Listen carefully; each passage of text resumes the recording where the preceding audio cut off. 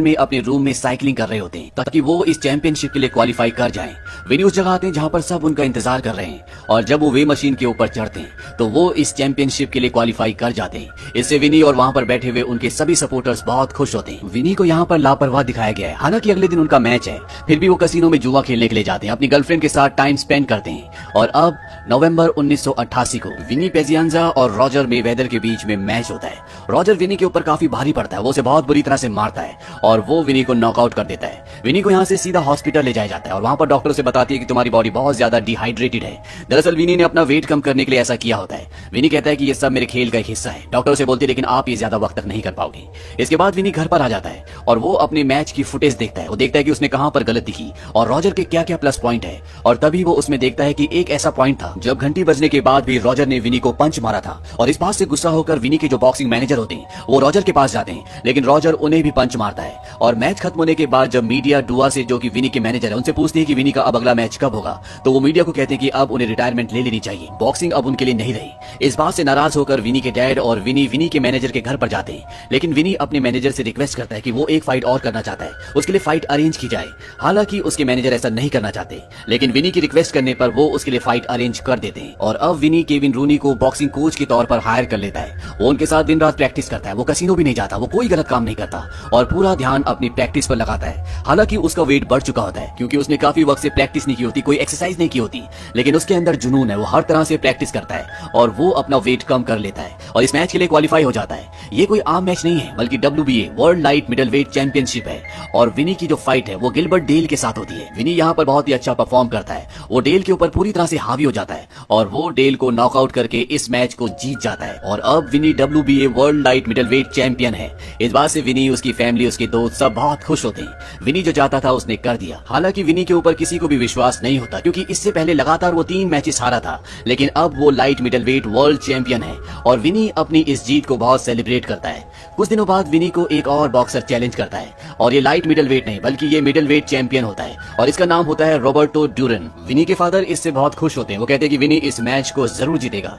दरअसल विनी की बॉक्सिंग के पीछे, उसकी जीत के पीछे उसके पिता का एक बहुत बड़ा हाथ होता है, वो हमेशा उसे सपोर्ट करते हैं। विनी उसी शाम को अपने दोस्त के साथ, जिसका नाम जिमी है, जिसने आज नई गाड़ी खरीदी है, कॉफी पीने के लिए जा रहा होता है और जब विनी और जिमी आपस में बातें कर रहे होते हैं तो जिमी का सड़क पर ध्यान नहीं होता और सामने से एक कार जो बहुत तेजी से आ रही होती है इनकी गाड़ी से टकरा जाती है और इनकी गाड़ी का एक बहुत बड़ा एक्सीडेंट हो जाता है। हालांकि विनी के दोस्त को ज्यादा चोट नहीं लगती, लेकिन विनी इस एक्सीडेंट में पूरी तरह से घायल हो जाता है और जब उसे होश आता है तो वो हॉस्पिटल में होता है। उसके परिवार वाले, उसके दोस्त उसके चारों तरफ बैठे होते हैं। विनी की नेक को नेक सपोर्टर से चारों तरफ से जकड़ा हुआ होता है। तभी वहां पर डॉक्टर आते हैं और डॉक्टर विनी को बताते हैं कि तुम्हारी स्पाइनल कॉर्ड बहुत बुरी तरह से इंजर्ड हुई है। विनी डॉक्टर से पूछता है कि मैं दोबारा कब स्टार्ट कर सकता हूँ। डॉक्टर पूछता है क्या? विनी कहता है कि बॉक्सिंग। डॉक्टर विनी को बताता है कि शायद तुम अच्छे से अब दोबारा कभी चल भी ना पाओ।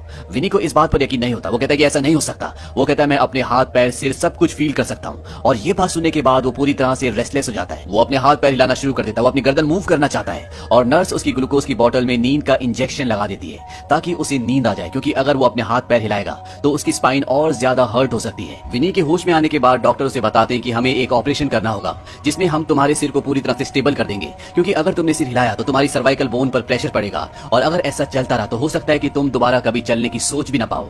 विनी इस ऑपरेशन के लिए तैयार हो जाता है और ऑपरेशन के बाद वो देखता है कि 4 पतली पतली लोहे की रॉड से उसके सर को पूरी तरह से स्टेबल किया होता है। ये एक तरह का ब्लॉक होता है जो विनी के सिर के लिए बनाया होता है ताकि वो अपना सर मूव ना कर पाए और उसकी सर्वाइकल बोन की जो इंजरी है वो जल्द से जल्द हील हो जाए। विनी को इस सब में बहुत प्रॉब्लम होती है और जब वो घर पर अपनी फैमिली के साथ डिनर कर रहा होता है तो उसके परिवार वाले उसका कुछ ज्यादा ही ध्यान रख रहे होते हैं। वो हर चीज उसे वक्त से पहले ला कर दे देते हैं। इस बात से विनी को अच्छा नहीं लगता और वो अपनी फैमिली को कहता है कि मैं आप सबकी रिस्पेक्ट करता हूँ, जो भी आप मेरे लिए कर रहे हो मैं उसे अप्रिशिएट करता हूँ, लेकिन मैं अभी हैंडीकैप नहीं हुआ, क्योंकि विनी लाचारी की जिंदगी नहीं जीना चाहता, उसे किसी की दया नहीं चाहिए, इसीलिए वो अपनी फैमिली को ऐसा कहता है। दरअसल सबको ये लगता है कि विनी अब लाचार है, लेकिन अंदर से वो ऐसा महसूस नहीं कर रहा होता। और जब विनी का बर्थडे होता है तो उसके लिए एक सरप्राइज पार्टी रखी जाती है जहाँ पर उसके सभी जानने वाले आते हैं। यहाँ पर विनी का पुराना मैनेजर, जिसका नाम डुआ होता है, वो भी आता है और वो विनी को कहता है कि अपनी चैंपियनशिप की बेल्ट बचाने के लिए तुम्हारे पास अब सिर्फ 3 महीने हैं, जो कि पॉसिबल नहीं है क्योंकि तुम अब कभी भी बॉक्सिंग नहीं कर सकते। दरअसल जब भी कोई वर्ल्ड चैंपियन बनता है तो उसे एक सर्टेन टाइम के बाद अपने टाइटल को, अपनी चैंपियनशिप को बचाने के लिए फाइट करनी होती है और उसे जीतना होता है। लेकिन विनी अब उस फाइट को नहीं कर सकता, इसीलिए उसका पुराना मैनेजर ड्रुआ कहता है कि तुम्हें अब गिव अप कर देना चाहिए, यानी कि अपने टाइटल को लौटा देना चाहिए। और वैसे भी अब तुम्हें कुछ भी प्रूव करने की जरूरत नहीं है, क्योंकि तुम प्रूव कर चुके हो। यहाँ पर बैठा हर एक इंसान जानता है कि तुम चैंपियन हो। और ये कहकर वो चला जाता है। इसके बाद विनी का जो कोच होता है, जिसका नाम केविन है, वो विनी के पास आता है और विनी से कहता है कि अभी कुछ भी खत्म नहीं हुआ, हमारे पास करने के लिए बहुत कुछ है। वैसे भी दुनिया बहुत बड़ी है और बॉक्सिंग रिंग के बाहर भी एक बहुत बड़ी दुनिया बसती है। विनी अपने बॉक्सिंग कोच केविन से कहता है कि सब मुझसे इस तरह से बात क्यों करते हैं जैसे मैं उस एक्सीडेंट में मारा गया, मैं बचा ही नहीं, मैं अब भी बॉक्सिंग कर सकता हूँ और मैं किसी भी हालत में बॉक्सिंग करूंगा। केविन कहता है देखो ये अब मुमकिन नहीं है, क्योंकि डॉक्टर भी जवाब दे चुके हैं, तुम अपने पैरों पर अच्छे से चल भी नहीं पाते, तुम्हें बॉक्सिंग को भूल जाना चाहिए। विनी यहाँ से घर आ जाता है और घर आने के बाद वो अपने बॉक्सिंग के पोस्टर्स देखता है और साथ ही साथ उसके पास उसके मैचेस के जो पुराने वीडियो रिकॉर्डेड होते हैं वो उन्हें भी देखता है। और वो अपने ग्लव्स उठाता है और सीधा बेसमेंट में चला जाता है जहाँ पर वो एक्सरसाइज किया करता था। तभी उसकी मॉम उसे आवाज लगाती है। उसकी मॉम कहती है तुम यहाँ पर क्या कर रहे हो? विनी कहता है कि मुझे कुछ नहीं पता। इसके बाद विनी वापस आ जाता है और रात को जब सब सो जाते हैं विनी के दिमाग में कुछ ना कुछ चल रहा होता है और वो एक बार फिर से बेसमेंट में जाता है और वहां पर जो एक्सरसाइज करने का बेंच प्रेस होता है वो उस बेंच प्रेस पर लेटकर रॉड को उठाने की कोशिश करता है, लेकिन वो इस रॉड को हिला भी नहीं पाता क्योंकि दोनों तरफ प्लेट्स लगी होती है। इसके बाद वो बेंच से बड़ी मुश्किल से उठता है, उसे उठने में बहुत पेन हो रहा होता है और उठने के बाद वो सारी प्लेट्स निकाल देता है और अब रॉड पूरी तरह से खाली होती है। विनी बड़ी मुश्किल से उसे उठाता है, लेकिन वो कुछ सेकंड्स के लिए भी उसे होल्ड नहीं कर पाता और उसे रॉड को वापस रखना पड़ता है। अगले दिन वो अपने कोच केविन को बुलाता है और वो केविन को नीचे बेसमेंट में ले जाता है। वो कहता है मुझे तुम्हारी हेल्प की जरूरत है, मैं ट्रेनिंग दोबारा से शुरू करना चाहता हूँ। केविन ये सुनकर पूरी तरह से हैरान हो जाता है और वो उसे हंसते हुए कहता है कि तुम्हें गिव अप कर देना चाहिए, शीशे में जाकर अपने आप को, अपने सिर को देखो, तुम इसे मूव भी नहीं कर सकते। विनी कहता है कि हाँ मैं पहले जैसा तेज नहीं हूँ, मुझे स्लो जाने की जरूरत है और मेरी दुनिया वहाँ ऊपर नहीं बल्कि इसी बेसमेंट में, इसी माहौल में है, ये सब मुझे चाहिए, बॉक्सिंग मेरी जिंदगी है। वो केविन को दिखाना चाहता है कि वो रॉड को उठा सकता है, लेकिन केविन वहां से चला जाता है क्योंकि उसे विश्वास है कि विनी कभी भी बॉक्सिंग नहीं कर सकता। लेकिन विनी का विश्वास देखकर उसका विश्वास डगमगा जाता है और अगली रात को जब वो केविन के घर पर सबके साथ ताश खेल रहा होता है और वो रात को वहीं बेसमेंट में सो जाता है जहां पर विनी वर्कआउट करता है। और विनी रात को जब नीचे वर्कआउट करने के लिए आता है तो वो देखता है कि उसकी बेंच प्रेस वाली रॉड वहां पर नहीं होती। वो केविन से पूछता है कि वो कहाँ है। केविन कहता है कि मैंने उसे फेंक दिया, तुम्हें अपनी चेस्ट पर नहीं बल्कि अपने शोल्डर्स पर काम करना चाहिए क्योंकि वो अब वीक हो गए हैं। और वो उसे मशीन सेट करने के लिए कहता है। विनी कहता है पिछले कई महीनों के बाद किसी ने मुझे कोई अच्छी बात कही है। विनी ऐसा इसलिए कहता है क्योंकि सब उसे एक लाचारी की नजर से देख रहे होते हैं और केविन उसे बड़े कॉन्फिडेंस से कहता है। और अब केविन विनी को वर्कआउट करवाना शुरू कर देता है। विनी की फैमिली में ये बात किसी को भी नहीं पता होती और धीरे धीरे उसका वर्कआउट इंप्रूव होना शुरू हो जाता है, उसके अंदर पावर आनी शुरू हो जाती है। और एक दिन रात को विनी के डैड नीचे आते हैं और वो देखते हैं कि विनी वहां पर वर्कआउट कर रहा है। ये देखकर विनी के डैड पूरी तरह से शॉक्ड हो जाते हैं क्योंकि डॉक्टर ने विनी को वर्कआउट तो दूर की बात है तेज चलने से भी मना किया होता है। विनी के डैड केविन को कहते हैं कि तुम मेरे घर से निकल जाओ। केविन वहां से चला जाता है। विनी के डैड विनी से पूछते हैं कि ये सब कब से चल रहा है। विनी बताता है कि 3 महीने से। विनी के डैड नहीं चाहते कि वो दोबारा से बॉक्सिंग करे क्योंकि उसकी जान को खतरा है। विनी अपने डैड से कहता है मैं इसके बिना नहीं रह सकता, यही मेरी जिंदगी है, अगर मैंने बॉक्सिंग नहीं की तो मैं हमेशा के लिए खत्म हो जाऊंगा।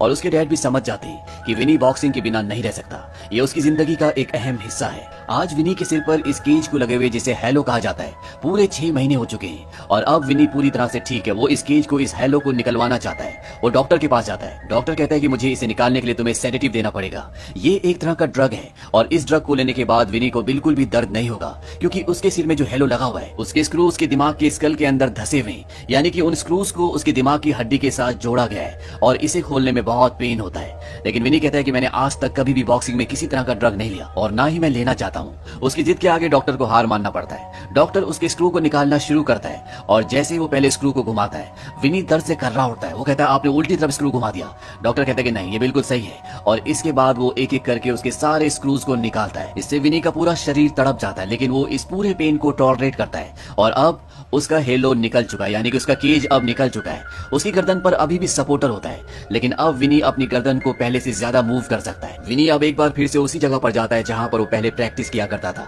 जहां पर बॉक्सिंग का रिंग है, और वो केविन के साथ एक बार फिर से प्रैक्टिस करना शुरू करता है। केविन उसे नेक की एक्सरसाइजेस भी करवाता है ताकि उसकी नेक पहले से भी ज्यादा स्ट्रांग हो जाए, और विनी भी यहाँ पर पूरी मेहनत कर रहा होता है। विनी अपने पुराने मैनेजर को, जिसका नाम डुआ है, उसे कॉल भी करता है क्योंकि वो उसकी फाइट अरेंज करवा सकता है। डुआ कहता है कि विनी तुम्हारे साथ कोई भी फाइट नहीं करना चाहता क्योंकि कोई अपने सिर पर तुम्हें मारने का या तुम्हें हॉस्पिटल पहुंचाने का गिल्ट नहीं लेना चाहता।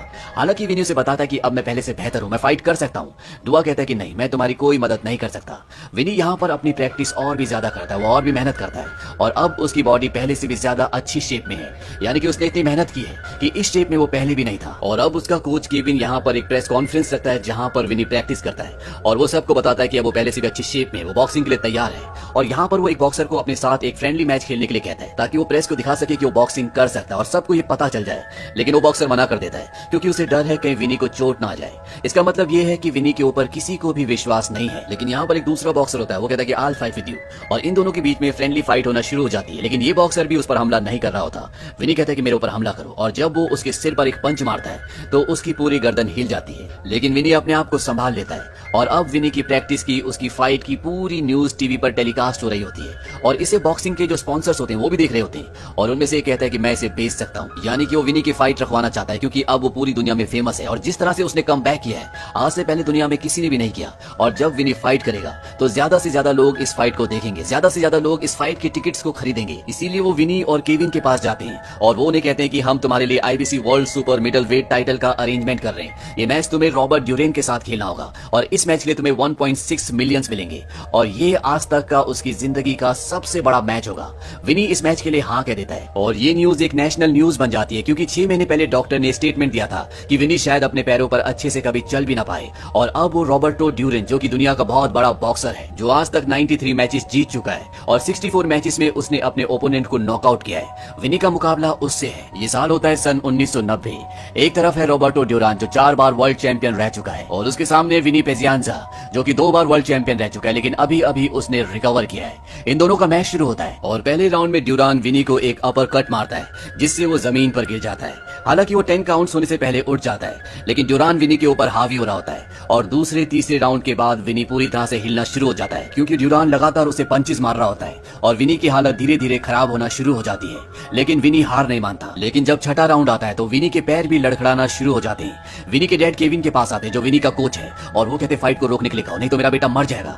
लेकिन केविन मना कर देता है और इस तरह से 6 राउंड्स खत्म हो जाते हैं। केविन विनी के पास जाता है, वो उसे कहता है कि सोचो कि हम यहाँ तक कैसे पहुंचे, किस तरह से तुमने रिकवर किया, किस तरह से तुम अपने आप से लड़े। और विनी को वो सब कुछ याद आता है कि कैसे वो यहाँ तक पहुंचा, कैसे उसने प्रैक्टिस की। और 7वां राउंड शुरू होने के बाद वो ड्यूरान को लगातार पंचेस मारता है और ये राउंड पूरी तरह से उसके नाम होता है और इसके बाद एक के बाद एक कई राउंड्स बीतते हैं और हर राउंड में ड्यूरान को विनी बहुत बुरी तरह से मारता है। ये पूरा मैच 12 राउंड्स का था। हालांकि अब दोनों के पैर लड़खड़ा रहे होते लेकिन कोई भी गिव अप करने के लिए तैयार नहीं है और इस तरह से 12 के 12 राउंड्स खत्म हो जाते हैं। विनी, जिससे किसी को कोई उम्मीद नहीं थी, वो ड्यूरान जैसे बड़े बॉक्सर के सामने 12 राउंड्स तक टिका और अब इस मैच का फाइनल रिजल्ट आता है और बताया जाता है कि IBC super middle weight champion of the world Vinny Pazienza है। यानी कि विनी ने इस मैच को पॉइंट से जीत लिया। विनी जिसे सबने एक अपाहिज घोषित कर दिया था, डॉक्टर्स ने भी उस पर गिव अप कर दिया था, उसने अपने सपनों को नहीं छोड़ा, उसने अपने ऊपर विश्वास नहीं खोया और इसीलिए आज वो तीसरी बार वर्ल्ड चैंपियन बना। विनी से एक जर्नलिस्ट इंटरव्यू लेने के लिए आती है और वो उससे पूछते कि आज तक तुमसे सबसे बड़ा झूठ बॉक्सिंग वर्ल्ड में क्या बोला गया था और वो कहता है इट्स नॉट सिंपल, यानी कि आसान नहीं है। एक्सीडेंट के बाद विनी को हर किसी ने ये बताना चाहा कि जो तुम करना चाह रहे हो वो आसान नहीं है, ये नामुमकिन है, लेकिन विनी ने अपने ऊपर विश्वास रखा। विनी कहता है अब सब कुछ हो गया है और ये बहुत आसान था, तुम्हें सिर्फ अपने ऊपर विश्वास करने की जरूरत होती है, लगातार मेहनत